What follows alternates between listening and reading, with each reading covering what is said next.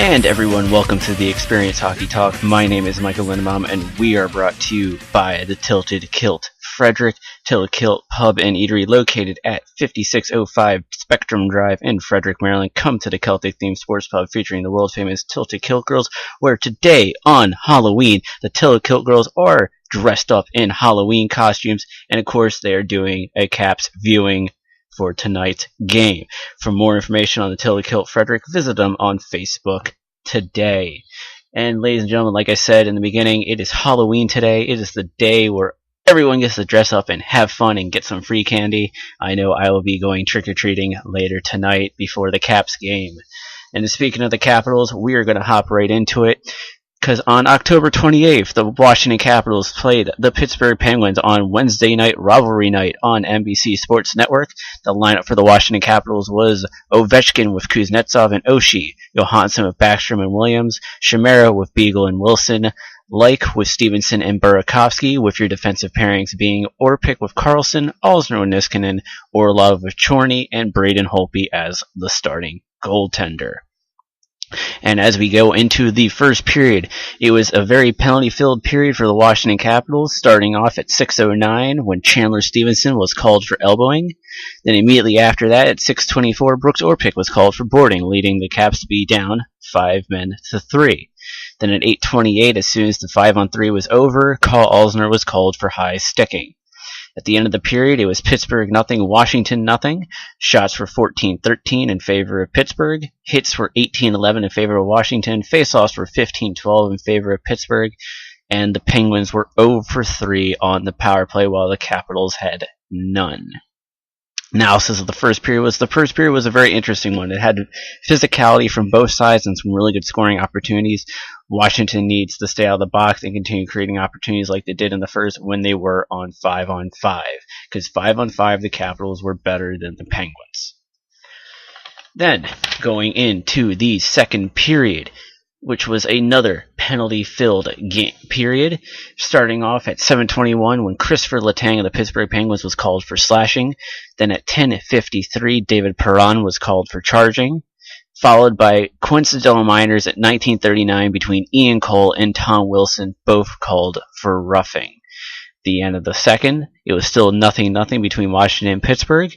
The shots were 27-18 Washington, where Washington outshot Pittsburgh 14-4 in the second period. Washington out-hit Pittsburgh 30-20. However, Pittsburgh won more faceoffs 28-21. On the power play, the Penguins were still 0-3, and Washington was 0-2. It was another physical period between the Capitals and Penguins. The plus for the Caps this period was they were able to stay out of the penalty box, and they caused the Penguins to take 2 penalties. The Caps looked more solid on their power plays than the Penguins did in the first period. Also, by staying out of the penalty box, the Caps were able to play their game, which saw them outshoot the Penguins 14-4. And then, of course, the third period, at 1:28, Evgeny Kuznetsov scored his 4th goal of the season, assisted by Carl Alzner, his first assist of the season at 1:28. But then, 24 seconds later, Pittsburgh tied it up on a goal by Bo Bennett, his second of the season, which was assisted by Nick Bonino and Olli Mata. Then at 3:49, into the third period, Pittsburgh got back on the board again when Phil Kessel scored his 4th goal of the season, assisted by Evgeny Malkin and David Perron. And then Ian Cole was called for interference at 9:45, and then due to some miscommunication between Barry Trotz and Braden Holtby when it came to pulling the goalie, Pittsburgh was able to score on an empty net by Nick Bonino, his second of the season, which was unassisted. Pittsburgh eventually won the game 3-1. Shots were 34-25 Washington, hits 37-24 Washington. Faceoffs, Pittsburgh won 35 to the Caps 28, and both teams are 0-3 on the power play. The fast start to the third period was great for the Caps to get on the board, but it was also their doom. 24 seconds after getting the first goal of the game from Evgeny Kuznetsov, the Penguins scored 2 quick ones in less than 2 minutes to take the lead. An eventual empty net goal would seal the Caps' fate and end their 5-game winning streak. Marc-Andre Fleury stood on his head, stopping 33 out of 34 shots, and with the anemic defense the Pens had, they did a great job sticking to the system put before them by coach Mike Johnston. Also for the Caps, they need to simplify their game and do fewer passes and shoot when the shot is there. There are too many opportunities where you're coming down, you get the pass, you're wide open, you're on the face-off circle in the zone, just shoot it. Because if everyone's in where they're supposed to be and there's a rebound, you're going to get a rebound opportunity. You're going to get score opportunities on that rebound. Or you're just going to score when you just shoot the puck. And the guys who are creating these opportunities are very capable of shooting the puck right off the bat and getting it in the net. So, need to simplify, need to make it, shoot more, pass less. You can't always look for the pretty play. That was probably one of the things that was the downfall for the Caps, was the fact that, they looked to pass too much. So, with that, we're going to go to break, and when we come back, we're going to be doing the NWHL report.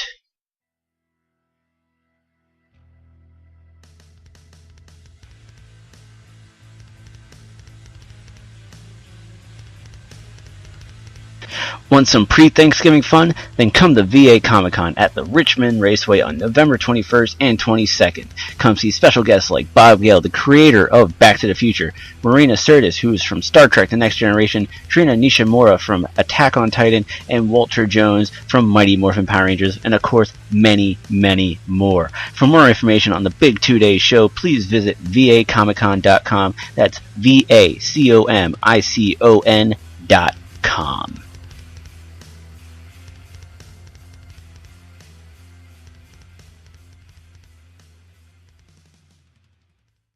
And ladies and gentlemen, welcome back to the Xperience Hockey Talk, Serious Hockey Talk for the Serious Hockey fan. Now we are going to be doing the NWHL report, which is brought to you by DerbyCon. DerbyCon, which is December 4th through 6th at the Hyatt Morristown in Morristown, New Jersey. Come see special guests like Karel Struken, Richard Hatch, Michael H. Hansen, and many others. For more information, please visit derbycon.com. And now, going into the NWHL report, there had 2 games on October 25th. First game being the Boston Pride at the Buffalo Beauts. Brianna Decker of the Pride scored the first hat trick in NWHL history, notching 3 goals in the Pride's 5-3 win over the Beauts in Buffalo. Decker's first goal came at the 1:04 mark of the first period. Then she scored her second of the game at 14:12 of the second period to give Boston a 3-1 lead. And then she capped off the hat trick by scoring her third goal of the game with 31 seconds left in the game by scoring on an empty net. Kelly Steedman would score 2 goals for Buffalo in the losing effort, while Brianne McLaughlin made 43 saves. Shots on goal for Boston was 48 to Buffalo's 28. The power play, Boston had 2 power play goals on 5 opportunities, while Buffalo had 0 out of 4. In the first period alone, Boston outshot Buffalo 19-6, and Boston was awarded the penalty shot in the second period but did not convert on the penalty shot. Boston would win the game 5-3, with the 3 stars being the first star Paige Harrington, defenseman of the Buffalo Beauts, second star Kelly Steedman, forward of the Buffalo Beauts, and Brianna Decker would be the third star, who is the forward for Boston Pride. And then the second game on October 25th was the Connecticut Whale at the New York Riveters. In a tightly contested game, Kaylee Fratkin's third period goal was the difference in the Whales' 3-1 victory over New York. Alyssa Wolfire scored a power play goal, and Kelly Babstock scored an empty netter for Connecticut.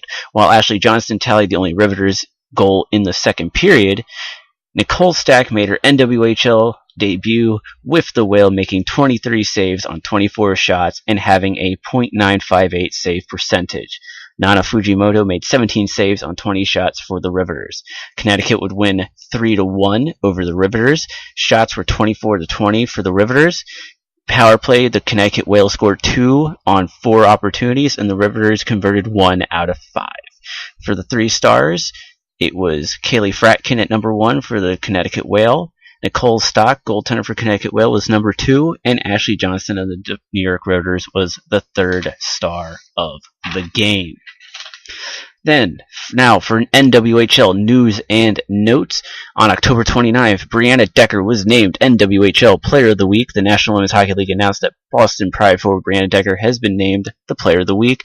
Decker notched the first hat-trick in NWHL history, netting 3 goals in the Pride's 5-3 win at Buffalo this past Sunday afternoon. Decker now leads the league in goals with 5 and points with 7. For the standings, coming in number 1 is the Boston Pride at 3-0-0 with 6 points and a plus 11 goal differential. Then at second on the league is the Connecticut Whale, who is also 3-0-0 with 6 points, but with a plus 8 goal differential.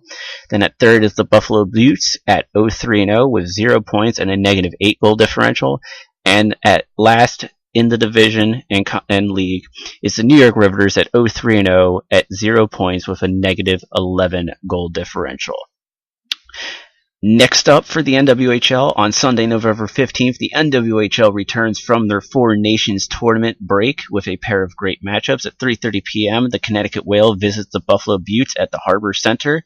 The Beauts, along with the Food Bank of Western New York, will be collecting coats and non-perishable food items for that game. And at 7 p.m., the Boston Pride visit the New York Riveters at the Aviator Sports and Events Center. The Riveters will be sporting camouflage jerseys to honor past and present members of America's military. After the game, the signed game-worn sweaters will be available for auction, with 50% of the proceeds going to Defending the Blue Line, who I have actually had the opportunity to do a little bit of donating to them as well in the past. For more information on the NWHL, visit nwhl.co, and for game stats, visit hockeyshift.com or download the Hockey Shift app today for all your NWHL game stats information. And with that, we are going to go to break.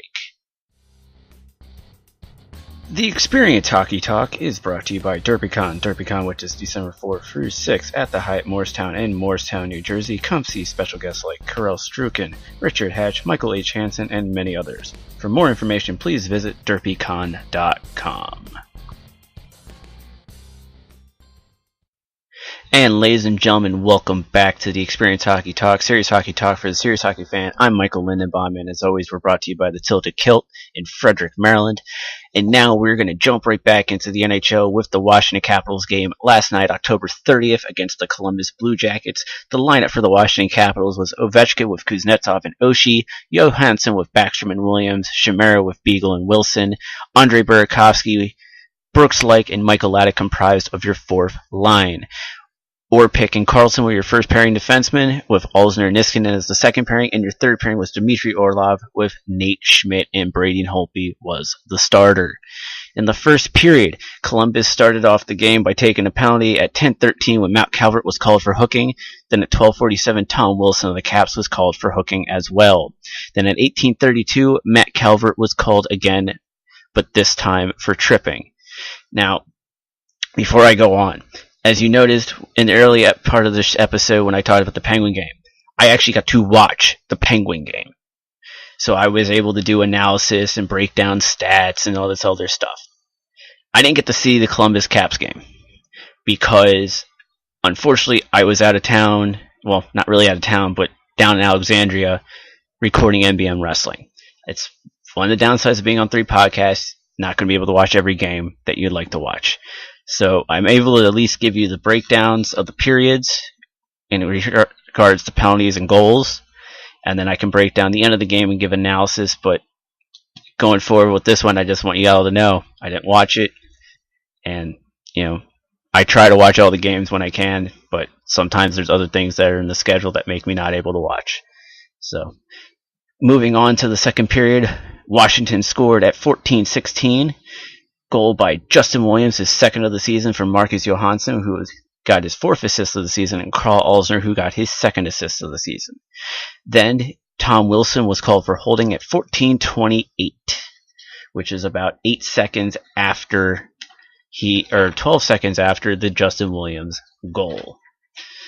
Then in the third period, Brooks Orpik was called for delay of game at 3:52, and then at 11:59, TJ Oshie scored his 4th goal of the season, assisted by Nicholas Backstrom, his 4th of the season, and Alex Ovechkin, his 5th assist of the season. Then at time that I forgot to write down. Columbus' goal was scored by Matt Calver, his first of the season, assisted by Boone Jenner and Kevin Connaughton, which were both their first assists of the season. And I will get to the Columbus goal to talk about the coach's challenge in a moment. Washington won the game 2-1. Shots were 30-28 for Columbus. 29-28 were the face-offs for Columbus as well. Hits, the Caps out-hit the Columbus Blue Jackets by 1 with 19 to their 18. And on the power play, Columbus was 0 for 3, where the Capitals were 0 for 2. Now, my analysis for the game is that this was a good bounce-back game for the Caps. After losing to the Penguins on Wednesday night, the Caps needed to respond, and respond they did. In the second period, the Caps took advantage of a giveaway, and Justin Williams scored his second goal of the season as a result. Then in the third period, it was a very nice tic-tac-toe passing play that gave TJ Oshie his fourth of the season and the game-winning goal for the Caps. Now for the Columbus goal, and I alluded to this earlier. After watching replays of the goal from different angles that are available, I feel that the goal could have been waved off, but at the same time, with some angles, it looked like the Blue Jackets player was pushed into Holtby.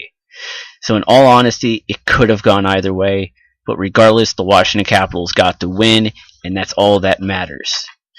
Then, going into the week ahead, today, Halloween, October 31st, the Washington Capitals are in Florida to take on the Florida Panthers, who are currently 5-4-1. Then on Tuesday, November 3rd, they go visit the New York Rangers at Madison Square Garden, who are currently 7-2-2 as of this recording today. And then on Thursday, 11/5, the Washington Capitals are at home against the Boston Bruins, who are currently, as of today's recording, are 5-3-1.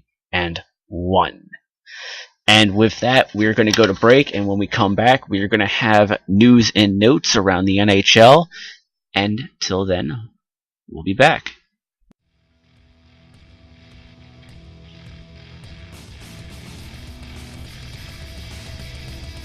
Hey, this is Tilted Goat Girl Holly. Looking for a place to watch the Capitals take on the Florida Panthers on Halloween? Then come to the Tilted Kilt Pub and Eatery at 5605 Spectrum Drive in Frederick, Maryland. Come cheer on the cast with the world-famous Tilted Kilt girls, who will be dressed up in their favorite Halloween costumes to celebrate Halloween. For more information on the Tilted Kilt Frederick, visit them today on Facebook.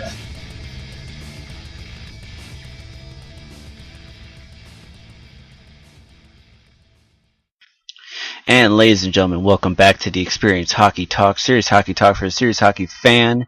As always, we're brought to you by the Tilted Kilt in Frederick, Maryland. I'm Michael Lindenbaum, and this is now news and notes. And on October 24th, the Boston Bruins unveiled their 2016 NHL Winter Classic jersey. The crest itself is a takeoff of the original Bruins jersey, where the striping is another thing from one of the other original jerseys that they used to wear in their past.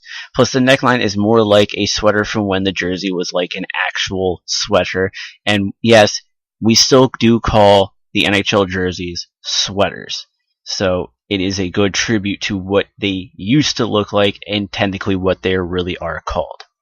Also on October 24th, the Philadelphia Flyers' Michael Raffl received medical attention on the bench. Philadelphia Flyers forward Michael Raffl sustained an upper body injury on Saturday against the New York Rangers after taking an accidental elbow to the head from Jarrett Stahl. Play was delayed while Raffl received medical attention and then taken to the back for further evaluation. Now, the elbow that Jarrett Stahl accidentally threw at Michael Raffl is the exact same elbow that Jason Demers threw at Nick Bonino, the Pittsburgh Penguins. They're exactly the same. Both are not suspendable, but yet Demers got suspended for 2 games for his elbow to the head of Nick Bonino, the Penguins, whereas Jarrett Stahl did not get suspended at all, didn't even get talked to at all in regards to his elbow to Michael Raffl. So the biggest question out of this is that if you're going to suspend one guy about it, you should suspend the other guy. It has to go the same way. You know, one gets suspended, the other gets suspended. Not this guy gets suspended because of this, and this guy doesn't get suspended when it's the same freaking thing. So that's just a little gripe that I have. We need a little bit more consistency with the suspensions. If you're going to do it one way, you got to do it the same way throughout with the same thing. Then, also on October 24th, Price and the Canadiens continue record-setting start. Carey Price made a season-high 49 saves, including 21 in the second period, to help the Canadiens improve to 9-0-0, their best start in the franchise's 98-year NHL history. Then that same night, Crawford-Taves got the Blackhawks in Stanley Cup rematch. Corey Crawford made 21 saves, and Jonathan Taves scored the lone goal 17 seconds into overtime to lift the Blackhawks past the Lightning in their first meeting since Game 6 of the Stanley Cup Finals. And I have to say, I get to catch that overtime period for Chicago and Tampa, and Jonathan Taves was just went into beast mode on that. He took the puck, he went in, he drove it to the net, he got his rebound, and he scored as a result. Good individual effort by Jonathan Taves. Then also that same night, the Blue Jackets win their first game of the season and under John Tortorella, trailing 3-2 after 40 minutes. Ryan Murray and Brandon Dubinsky scored less than 3 minutes apart to propel the Blue Jackets to their first victory of the 2015-16 season. This also marked the first victory for John Tortorella as head coach of the Columbus Blue Jackets. On October 25th, Philadelphia Flyers placed goalie Michael Neuwirth on injury reserve due to an upper body injury suffered on 10/21 against the Bruins. Neuwirth is listed as day-to-day. Flyers also announced forwards Sean Couturier and Michael Raffle are also listed as day-to-day due to upper body injuries. Also on October 25th, Florida Panthers center Alexander Barkov has a broken hand and will not be out indefinitely, according to the Sun Sentinel in South Florida. Barkov sustained the injury when he was hit in the hand by a puck during a game against the Chicago Blackhawks on 10/22. Then on October 26th, Sabres announced Kane to miss 4 to 6 weeks with knee injury. Buffalo Sabres will be without forward Evander Kane for the next 4 to 6 weeks due to an injured MCL in his left knee. The injury will not require surgery. Kane sustained the injury during the third period of the 4-3 loss to the New Jersey Devils on 10/24. And on October 26th, the NHL named their 3 stars of the week for the week ending October 25th, with your first star being Evgeny Kuznetsov, center of the Washington Capitals. Kuznetsov paced the NHL with 6 assists and 9 points, and also shared the league lead with a +5 rating as the Capitals won all 3 of their games. Second star of the week was Andrei Markov, defenseman of the Montreal Canadiens. Markov shared the first among defensemen with 1 goal, 5 assists for 6 points, as the Canadiens won all 3 of their contests to extend the franchise's best start in its 98-year NHL history. And then the third star was Jonathan Quick, goaltender of the Los Angeles Kings. Quick posted a .200 record with a 1.0 goals against average and a .971 save percentage, and 1 shutout as the Kings extended their winning streak to 5 games. Quick stopped all 40 shots he faced to pick up his 38th career shutout in a 3-0 victory over the Carolina Hurricanes on 10/23. And on 10/26, Devils Ruutu out 4 to 6 weeks with a fractured foot. New Jersey Devils right winger Tuomo Ruutu is expected to be out 4 to 6 weeks with a fracture in his right foot. Ruutu had missed the previous 4 games. The Devils noted that the fracture did not show up initially. Then on 10/26, the Red Wings announced that Mike Green would be out for 2 to 3 weeks due to an upper body injury. Red Wings general manager Ken Holland said on Monday. Green was injured in the first period against the Calgary Flames on 10/23. Also on 10/26, New York Islanders defenseman Thomas Hickey is expected to miss at least 1 month because of a lower body injury. Hickey, who sustained the injury during a 3-2 overtime win at the St. Louis Blues on 10/24, missed the first 4 games of the season because of a lower body injury sustained in a preseason game September 28th. And then going into some games, on October 26th, deja vu for the Blackhawks. Corey Crawford earned a shutout and Jonathan Taves scored in overtime again for the second consecutive game to lead the Chicago Blackhawks past the Anaheim Ducks in their first game since the Western Conference Final, a 7-game series victory by Chicago that featured 3 overtime games. Also that night, Max Domi, whose father Ty Domi played 12 seasons for the Toronto Maple Leafs, scored .631 into his first NHL game at the Air Canada Center that helped the Arizona Coyotes improve to 9-1-1 in their past 11 games against the Maple Leafs dating to January 14th, 2006. And speaking of Max Domi, he was pranked by his teammates. The Coyotes pranked Domi by letting him skate around the ice by himself for 33 seconds at the start of warm-ups. And sometimes we always see something like that when it comes to homecomings for players. We saw Stamkos do it in Montreal, and I think LeCavier got to do it in Montreal. So it's a nice little thing to see guys do and prank the other guys too, especially when they're a rookie. On October 27th, it is the 20th anniversary of the Russian Five's debut in the NHL. On October 27th, 1995, the Detroit Red Wings deployed forwards Sergei Fedorov, Igor Larionov, Vyacheslav Kozlov, and defensemen Vladimir Konstantinov and Vyacheslav Fetisov, who became known as the Russian Five, against the Calgary Flames, and helped Detroit score 2 of their 3 goals. This game marked the beginning of a new era in the NHL as to how the game would be played, and of course Sergei Fedorov going into the Hockey Hall of Fame this year. On October 27th, Sergei Gonchar has joined the Pittsburgh Penguins coaching staff as a defenseman development coach. Sergei Gonchar enjoyed a 20-year career in the NHL, which started with the Washington Capitals during the 1994-95 season. On October 27th, Anaheim Ducks center Ryan Getzlaf is expected to be silent for the 12 days due to an appendectomy. Ducks announced that he will have the surgery on 10/28. Getzlaf has had discomfort intermittently over the past 6 weeks, which prompted the surgery, and also could have been a good reason as to why he hadn't been playing well up to that point. And then in regards to games on October 27th, 2 noteworthy ones. The first one being the Canadiens' historic winning streak was halted. The Vancouver Canucks jumped to an early 3-0 lead, powered by 2 goals from rookie Jared McGann, to halt a 4-game slide and handed the Montreal Canadiens their first loss of the season, ending Montreal's record-setting season-opening winning streak at 9 games. Then also that night, trailing 3-0 after the first period, the Dallas Stars scored 4 unanswered goals, 3 of them set up by captain Jamie Benn, and the game-winning tally off the stick of Antoine Roussel, with 1:28 remaining in regulation, to rally past the Anaheim Ducks and improve to 7-2-0. On October 28th, the St. Louis Blues gave veteran forwards Martin Havlat and Dana Zubrus professional tryouts. Both Havlat and Zubrus will have 10 days to earn a contract to play for the Blues for the rest of the season. Then on 10/29, Calgary Flames recalled goalie Kerry Ramo from the AHL affiliate, the Stockton Heat. Ramo's call-up is a result of goalie Jonas Hiller sustaining a lower body injury in the third period against the Ottawa Senators on 10/28, which yesterday they announced looks like he'll only be out a week. Also on 10/29, the Oilers' young guns stunned the Canadiens. Down 3-0 after 20 minutes, the Edmonton Oilers scored 4 unanswered goals, 2 by Leon Draisaitl, including the game-winning goal at 18:58 of the third period to snap a 3-game skid. Also on October 29th, Jeff Zatkoff made a career-high 50 saves, including 23 in the third period, to lead the Pittsburgh Penguins to victory against the Buffalo Sabres. One of the heartwarming moments of this game was when early in the game, Sabres head coach Dan Balsamo, who was returning to Pittsburgh for the first time as a coach, tossed a puck to a kid in the crowd, but an adult snatched the puck away from the child. Thanks to fans on social media and Bob Airy on the Penguins broadcast, the Penguins awarded the young kid with a Sidney Crosby jersey, and Balsamo threw another puck to the kid, which an usher made sure got to the kid. Good on the Penguins, good on Balsamo.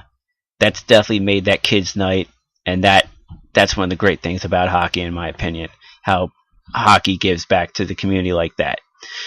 And then on October 30th, last night, first career hat-tricks for Zuccarello and Daniel Weiss. New York Rangers forward Matt Zuccarello scored his first career hat-trick to lead the Rangers to a 3-1 victory over the Toronto Maple Leafs. Zuccarello, a native of Oslo, Norway, became the second Norwegian-born player in NHL history to score a hat-trick.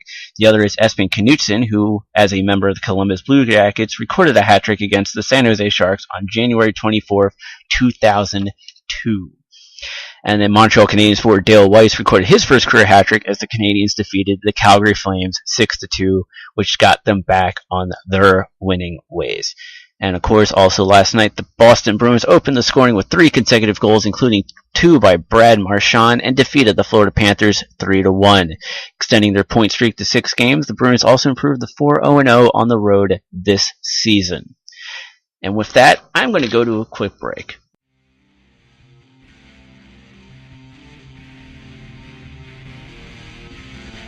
Ever interested in meeting your favorite athletes or celebrities, or looking for that right memorabilia for your collection? Then come to the CSA shows in Chantilly, Virginia. For more information, go to csashows.com.